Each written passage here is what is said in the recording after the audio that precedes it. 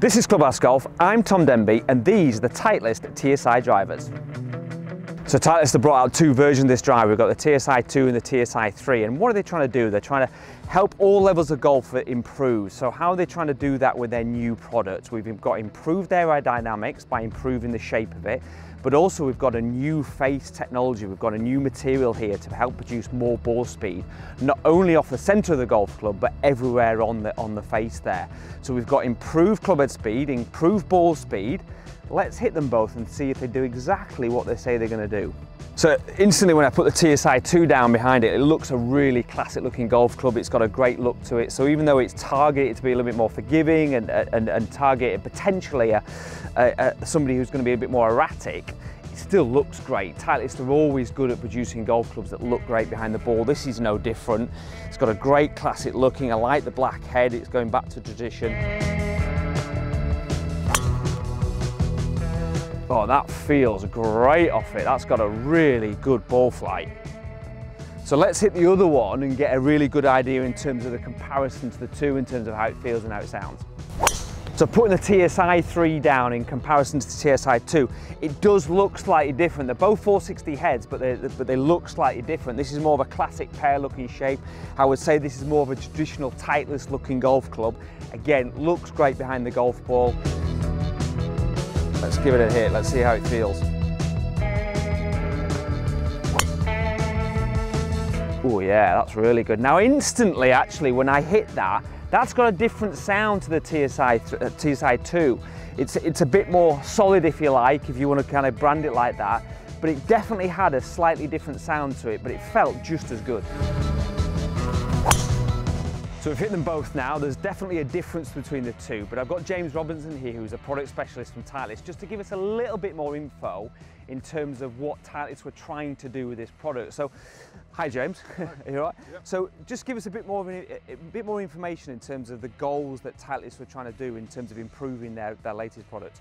So if we focus on TSi 2 to start with, yeah. For both drivers actually, design goals for a driver, everybody tells us they want more distance. So yep. That's the first aspect. Yep. Can we make it longer? Yes, we've improved that, and I'll go into that in a second.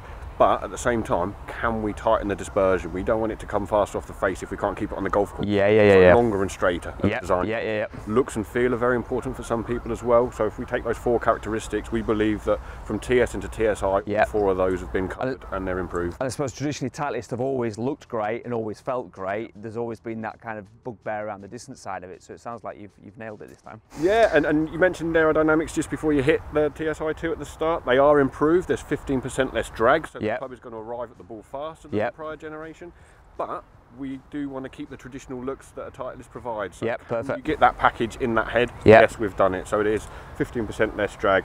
Brand new face, ATI 425 material in here yep. that we've not put in a driver that we've put out for consumer use before. It is fast. We can make it very, very thin. It's ultra strong and it's quite pliable, so it gives us that nice trampoline effect. So Right. Yeah. Some really good ball speeds from.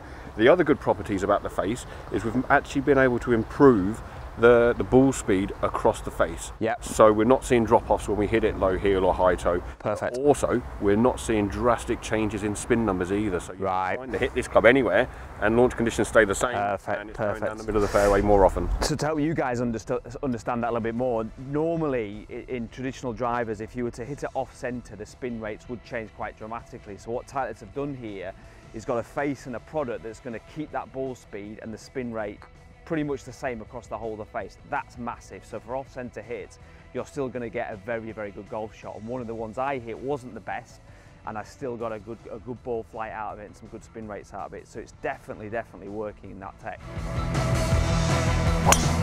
So Titleist being Titleist have really given you some good shaft options. They've given us 4 feature shafts to choose from to be able to maximise your launch and your spin depending on the level of golfer that you are. So we've got different shafts here. We've got the Kurikaja Black, we've got the Tensei, we've got the Hazardous and the Tensei 65, which is all there to give you different options that target your individual spin rate and also your individual launch. It's absolutely brilliant.